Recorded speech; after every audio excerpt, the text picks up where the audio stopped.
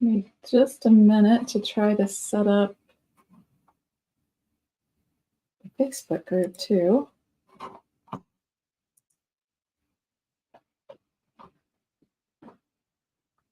Hopefully we are live on Facebook as well. There we go. I think so. So in this video, I want to go over with you some of the basics on working with the wood cutouts. I'm just going to walk you through a few things. They're really, really easy to work with, but just a little bit of help and a few little tips. At the end of the video, I will talk to you a little bit about some of the benefits of using the wood cutouts, and I will also show you some of the pieces that I've done that have the wood cutouts. You can see a couple of them behind me.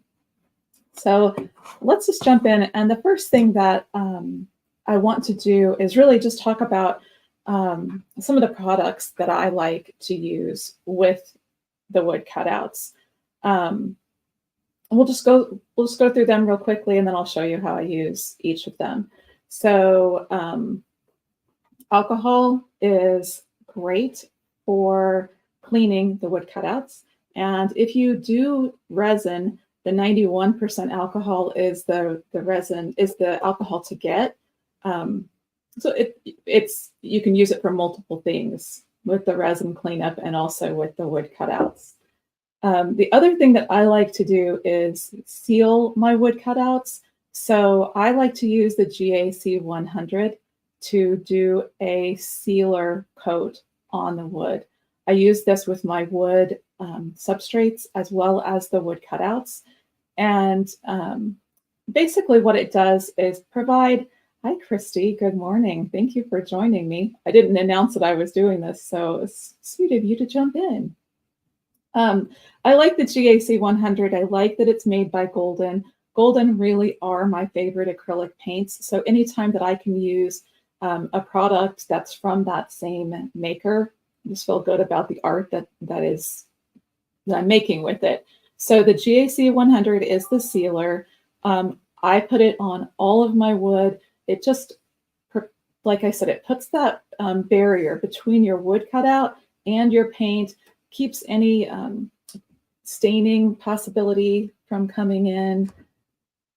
Debbie, thanks for coming in and having a quick peek. I appreciate that. So that's the GAC 100. I use it so much that I ended up buying a bigger bottle of it. The other thing that we talk about a lot with the wood cutouts are using some type of a primer. If you want to do it really quick, take it outside and spray this flat white primer. I like this 2X Rust-Oleum primer.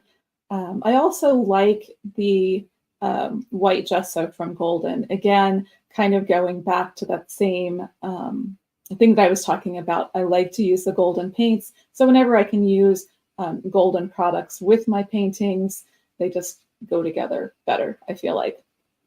And so I think that the last thing that I want to talk about is the glue that I like to use. And when I say that I like to use it, it's kind of a love-hate relationship. This is the Starbond thick glue. It is very much like a super glue. Every one that I've ever bought, I end up with the little nozzle getting clogged, and so I end up having to pour some out. And I use a wood skewer or some other kind of tool. When I pour it out on, I try to pour it out on wood because if you use a paper plate, it will eat through that, and then you're going to have a mess. So I like to pour it out a little bit on a piece of wood and then use a skewer to apply the glue to my pieces. So if your nozzle ends up getting clogged like mine always does, that's a tip. So let's go ahead and talk about the wood cutouts themselves.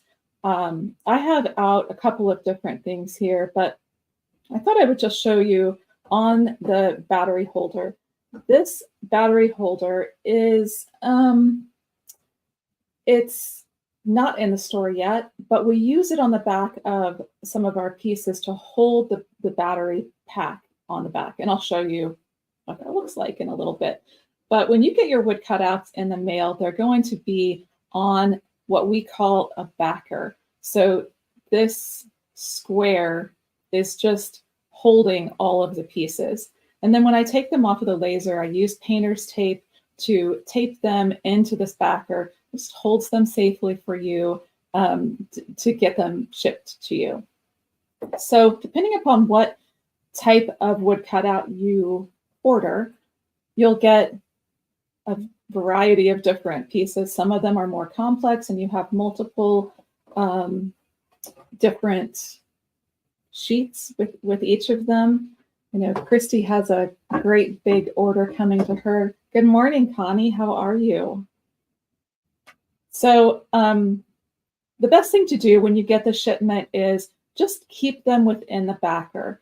And the reason that I say that is I try to organize them in the backer the way that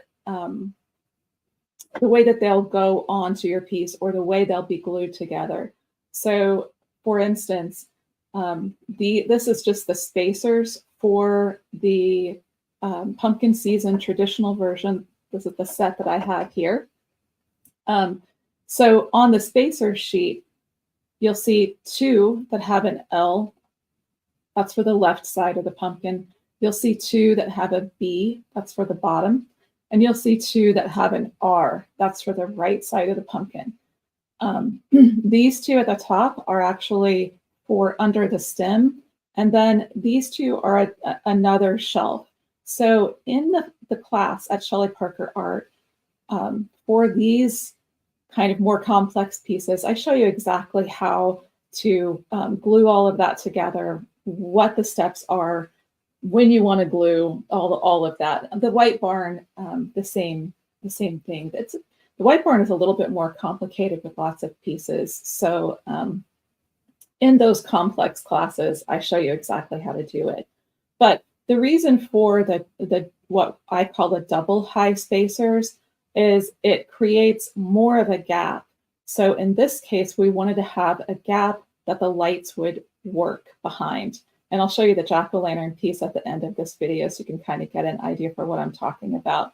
But in any of the classes, if I talk about double high spacers,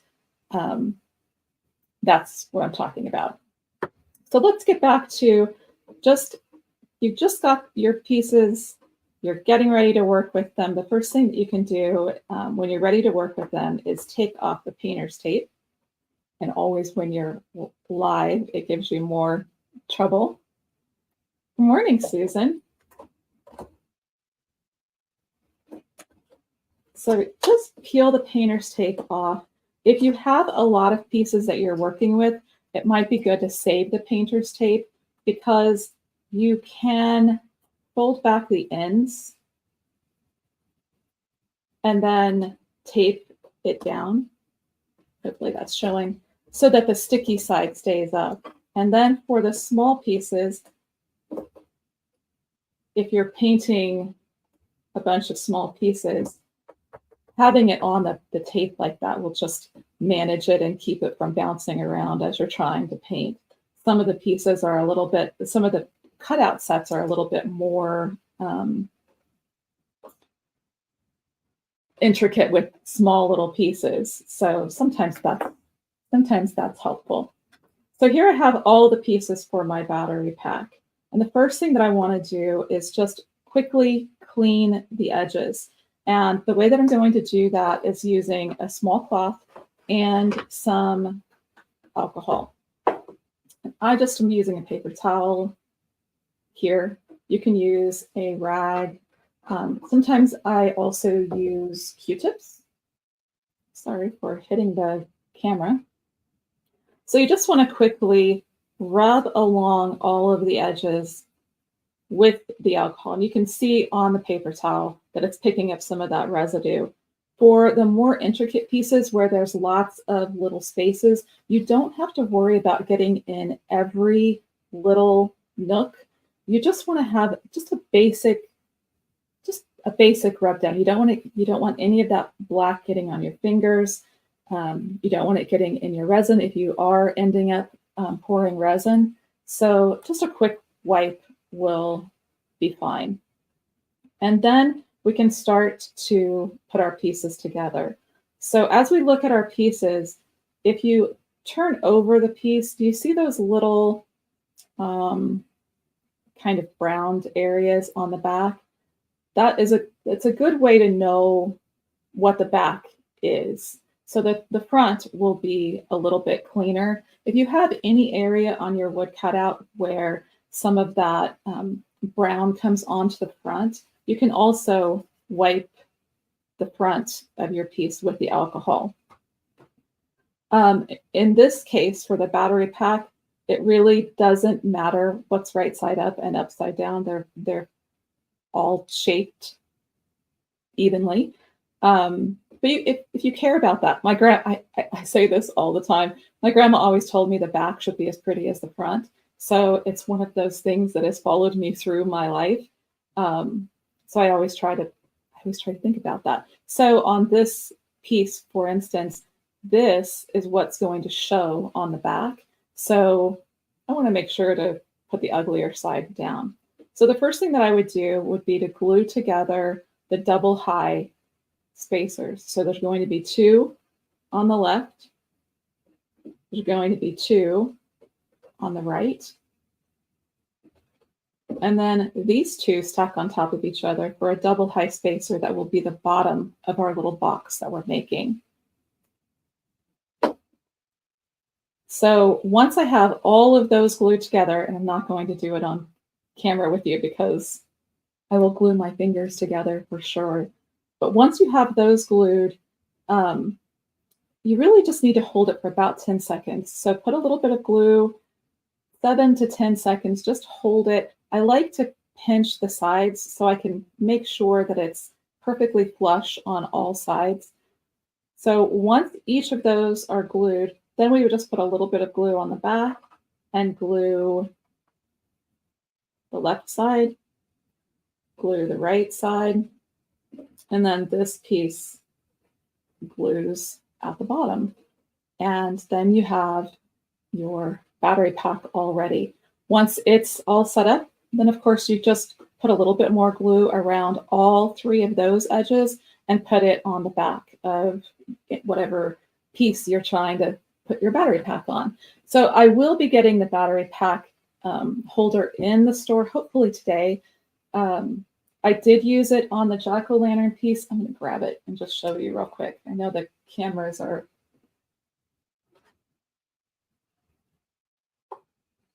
So this is the jack-o'-lantern piece we just finished. It is a class at Shelly Parker Art. So I just turned on the light so you could see it in the front there. But if I turn it around to the back, you can see that battery pack holder. So the battery pack would just come, it's hard to do on film. The battery pack just comes in and out. It's just a nice thing. It just holds it, keeps it from dangling in the back. So I'm going to be using, I did use the battery pack on the Midnight Crow piece. I also will be using the battery pack on the new pumpkin season that we're just getting ready to start this week. So you might wonder, when is it important to do the primer coat on your pieces and when is it not? When do you not have to? I will just say, if you're ever in doubt, just go ahead and do a primer. I'm sorry, go ahead and do a white paint layer. Really, it's only needed to help the more transparent colors pop and be brighter. So on the pumpkin season, this is the traditional version that we're starting to paint this week in this week's class. I did go ahead and spray it with the white. You can see a little bit of shine on the top. I went ahead and went back over with another coat of the GAC 100 just to give it a smoother surface for painting. So in speaking about the smoother surface, you might wonder, do I need to sand these pieces? Do I need to have any other prep? Generally, I do not. I like the wood. I don't mind the texture of the wood. You could, if you wanted to, take a fine grit sandpaper and go over the top. If you are doing that, I would suggest that you lay the piece down flat on some type of a work surface and then run the sandpaper over it this way. It'll just give it a little bit more stability and keep your piece from potentially breaking as you put pressure on it. So for this one, I did spray it with the Rust-Oleum 2x flat white primer that I showed you at the beginning of this video. You can see that all of the engraved detail marks of the laser still show through. So I don't have to worry about losing any of that detail. It's all still there for me. So the reason that I did the primer on the pumpkin is I know I want the orange to really show up. So the white just gives me a nice base to start painting on. For the leaves, you'll see that I didn't spray those. I will, before I start, use the GAC 100 on them. Again, just to protect my paint, make sure nothing, no color or oils or anything from the wood seeps into my paint. But I won't put any any primer on these because they're going to be painted in greens, and if a little bit of that browns shows through, I'm not worried about that. But like I said, if you're ever wondering what should you do, go ahead and give it a quick spray of the primer or use the so on it to just get you a base layer. So I made myself some notes just to make sure that I don't forget anything that I wanted to talk to you about. Some of the pieces are more fragile. Let me grab, this is, everything's falling. This is the pine cutout. This is for the pine ornament that is brand new. Let me go ahead and put it down in its backer so that you can see what it looks like when it comes. There we go. So when you're removing the pieces, particularly anything that has, some finer little cuts, again, putting it down on a surface to remove the painter's tape will help just to keep it more stable. And then as you lift it out of the backer, do you see how it wants to kind of turn in the backer? Just want to make sure to lift it as much straight up as you can, just so nothing gets twisted or broken as you're taking them out of the backer. Let me see if there's anything else. Oh, I wanted to talk a little bit about spacers and keeping your spacers. When you place an order for wood cutouts, you will get the spacers that you need. And usually I send more spacers than I think you'll need. So what I do, and what I suggest that you all do, is just keep a little cup or a bin that has all of your extra spacers. Some of these shapes are intercuts. So these are from the Haunted Mansion piece that I'm just doing for an Etsy order. So I just keep all of these extra cuts. And that way, as you do more designs, if you decide that you would like to raise yours differently or space yours differently, you'll have some of those saved. Also, I wanted to point out, in going back to the pieces sometimes being fragile, I don't recommend painting within the backer. So the same holds true for spraying it with your primer. It's best to remove the piece from the backer and then put it on a piece of cardboard or on your grass if you don't care if your grass gets sprayed, and spray it that way. if you spray it within your backer, you run the risk of it getting locked in there and it being very difficult to remove. So that's just a tip. Also, the painting, the same thing. Don't paint it within this backer because you just run the risk of it getting stuck. What else? So I think that the last thing I wanted to talk about is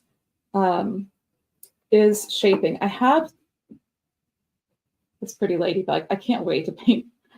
I got started on painting, thinking about painting this, and then I got busy and I never got back to it. But this ladybug is going to be a class at Shelly Parker Art. So I'm going to be talking about how I'm going to put this piece together. But I did decide on this piece that I wanted to shape it a little bit with the Dremel. So let me try to, you can see it a little bit. It's just a little bit rounded. I just use a handheld Dremel and then a sanding barrel on that. And only on the two wing pieces and this little area behind his head, I just shaped it just a little bit. And it, with the Dremel is amazing. If you work with wood cutouts a lot, it might be something good to add to your Christmas list or birthday wish list. They're not terribly expensive. They're really easy to work with. And they come in handy with the wood cutouts. So you can certainly round off the edges of these cutouts if you want to. Generally, I don't. This is the first one that I'm doing that I thought maybe a little bit of sanding would be nice on that one. But just a little tip, just a little idea. It's kind of a fun thing to play with. So for our classes at Shelly Parker Art, for the painting classes, you always get a tracer. So for the jack-o'-lantern piece that I just showed you, and also for the pumpkin season, the traditional version that we're starting this week, you don't have to use the wood cutouts at all. The tracer is provided for you with the class. It's part of a download. And you can just trace it onto whatever substrate you're choosing to work on. For the pumpkin season, if you want to put lights behind it, of course, you kind of need the wood cutouts to lift the piece up so that you can put the lights behind it. I have the Pelican Bay piece here. I would just show it too. So this class will be loaded on as soon as I can get to it. I just want to show just some of the dimension. And as I show the dimension, it's a good time to point out, you might wonder about what you do with the edges of your piece. Almost always, I don't worry about them at all. I just paint it as if it doesn't matter. I don't worry about painting it, and I also don't worry about paint getting on the edges. For this particular one, you can see that the side of his beak is painted. I thought it might be, that might stand out more. I did paint the edge of that, but in general, it just doesn't show. It just doesn't really matter to the final piece. But for this class, people, anyone who takes my classes will get the full tracer. So you could do this piece very easily without the wood cutouts. You can see, however, the dimension and how pretty the wood cutouts are. So that is a bonus for your piece. The big bonus really for the wood cutouts, in my opinion, are how much time they save. So we talked a little bit earlier about all of those laser engraved details that are on your piece. Not having to trace those and not having to worry about losing those details as you're painting is a huge time saver.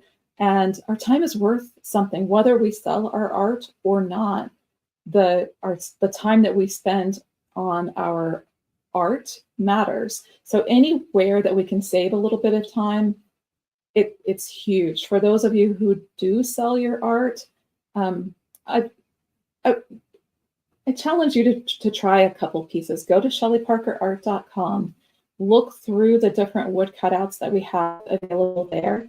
Pick out something small. The ornaments are pretty inexpensive. Try it out. Paint a couple and see what you think about it.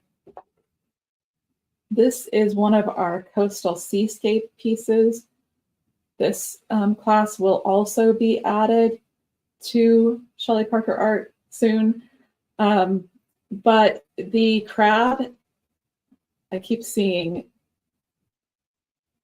Facebook looking like it's kind of glitching out. I hope that it's not.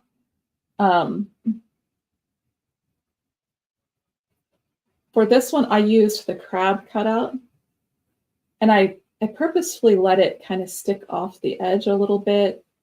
I like how that overhang looks. Somewhere, oh, I have so much stuff on my desk.